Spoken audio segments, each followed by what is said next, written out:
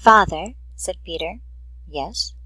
Peter looked at his shoes. He never looked at his father any more, nor at his mother. "You aren't going to lock up the playroom for good, are you?" "That all depends." "On what?" snapped Peter. "On you and your sister. If you intersperse this Africa with a little variety, Sweden perhaps, or Denmark, or China, I thought we were free to play as we wished." "You are, within reason." "What's wrong with Africa, father?" "Oh, so now you admit you have been imagining Africa, do you?" "I wouldn't want the playroom locked up," said Peter coldly. "Ever. Matter of fact, we're thinking of turning the whole house off for about a month. Live sort of a carefree existence." "That sounds dreadful. Why would I have to tie my own shoes instead of letting the shoe tire do it? And brush my own teeth and comb my hair and give myself a bath? It would be fun for a change, don't you think?" "No, it would be horrid. I didn't like it when you took out the picture painter last month." "That's because I wanted you to learn how to paint all by yourself, son. I don't want to do anything but look and listen and smell. What else is there to do?" "All right, go play in Africa." "Will you shut off the house sometime soon?" "We're considering it." "I don't think you'd better consider it any more, father." "I won't have any threats from my son." "Very well." And Peter strolled off to the playroom. "Am I on time?" said David McLean. "Breakfast?" asked George Hadley. "Thanks, had some. What's the trouble?" "David, you're a therapist." "I should hope so." "Well, then, have a look at our playroom. You saw it a year ago when you dropped by. Did you notice anything strange about it then?" "Can't say I did. There were the usual violent tendencies, a slight paranoia here or there, usual in children, because they feel persecuted by their parents constantly. But, oh, really nothing. They walked down the hall. I locked the playroom up," explained the father, "and the children broke back into it during the night. I let them stay so they could form the imaginary world for you to see." There was a terrible screaming from the playroom. "There it is," said George Hadley. "See what you make of it." They walked in on the children without knocking. The screams had faded. The lions were feeding. "Run outside a moment, children," said George Hadley. "No, don't change the imagery. Leave the room as it is. Get." With the children gone, the two men stood studying the lions at a distance, eating with great joy whatever it was they had caught. "I wish I knew what it was," said George Hadley. "Sometimes I can almost see. Do you think if I had brought high-powered binoculars here and—" David McLean laughed dryly. "Hardly." He turned to study all four walls. "How long has this been going on?" "A little over a month." "It certainly doesn't feel good." "I want facts, not feelings." "My dear George, a therapist never saw a fact in his life. He only hears about feelings, vague things. This doesn't feel good, I tell you. Trust my instincts. I have a nose for something bad. This is very bad. My advice to you is to have the whole room torn down and your children brought to me every day during the next year for treatment." "Is it that bad?" "I'm afraid so. One of the original uses of these playrooms was so that we could study the thoughts left on the walls by the child's mind, study at our leisure, and help the child. In this case, however, the room has begun a channel toward destructive thoughts instead of a release away from them. Didn't you sense this before?" "I sensed only that you had spoiled your children more than most, and now you're letting them down in some way." "What way?" "I wouldn't let them go to New York." "What else?" "I've taken a few machines from the house and threatened them, a month ago, with closing up the playroom unless they did their homework. I did close it for a few days to show I meant business." "Aha! Does that mean anything?" "Everything. Where before they had a Santa Claus, now they have a Scrooge. Children prefer Santas. You've let this room and this house replace you and your wife. This room is their mother and father, far more important in their lives than their real parents. And now you come along and want to shut it off.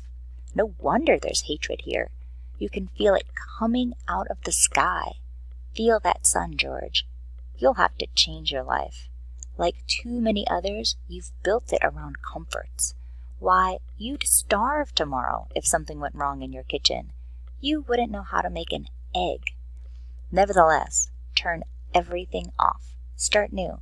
It'll take time, but we'll make good children out of bad in a year. Wait and see." But won't the shock be too much for the children, shutting the room up for good? I don't want them going any deeper into this, that's all. The lions were finished with their red feast. The lions were standing on the edge of the clearing, watching the two men. Now I'm feeling persecuted, said McLean. Let's get out of here. I never have cared for these rooms. Make me nervous. The lions look real, don't they? Said George Hadley. I don't suppose there's any way... What? That they could become real? Not that I know. Some flaw in the machinery? A tampering or something? No. They went to the door. I don't imagine the room will like being turned off, said the father. Nothing ever likes to die, even a room. I wonder if it hates me for wanting to switch it off. Paranoia is thick around here today, said David McLean. What's this? He bent and picked up a bloody scarf. This yours? No. George Hadley's face was rigid. It belongs to Lydia. They went to the fuse box together and switched the playroom off.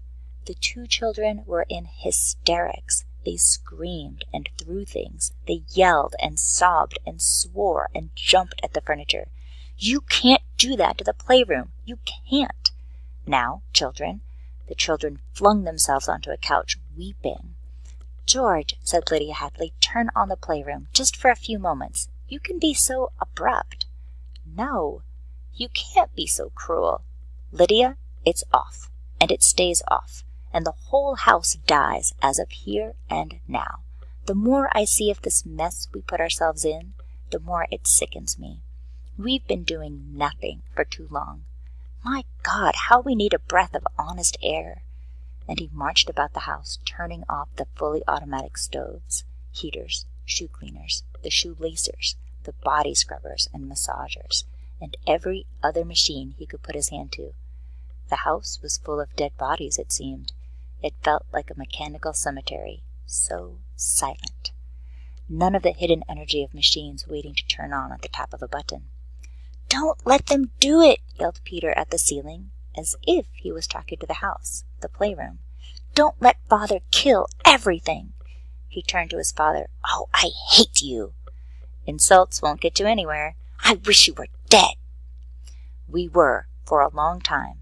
Now we're going to really start living. Instead of being taken care of, we're going to live.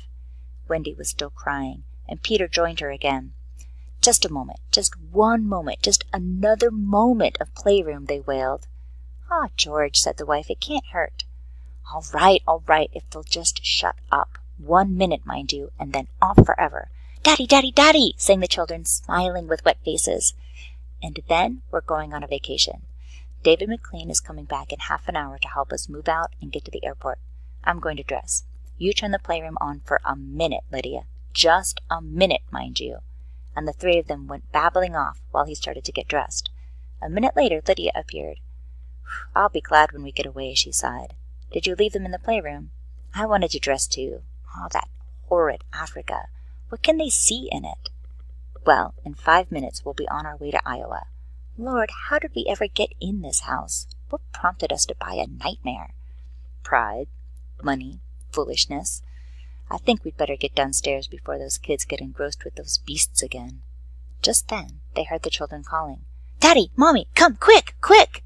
They went downstairs and ran down the hall. The children were nowhere in sight. Wendy? Peter! They ran into the playroom. The Veldt was empty, save for the lions, waiting, looking at them. Peter! Wendy! The door slammed. Wendy! Peter! George Hadley and his wife whirled and ran back to the door. Open the door, cried George Hadley, trying the knob. Why, they've locked it from outside. Peter! He beat at the door. Open up! He heard Peter's voice outside, against the door. Don't let them switch off the playroom in the house, he was saying.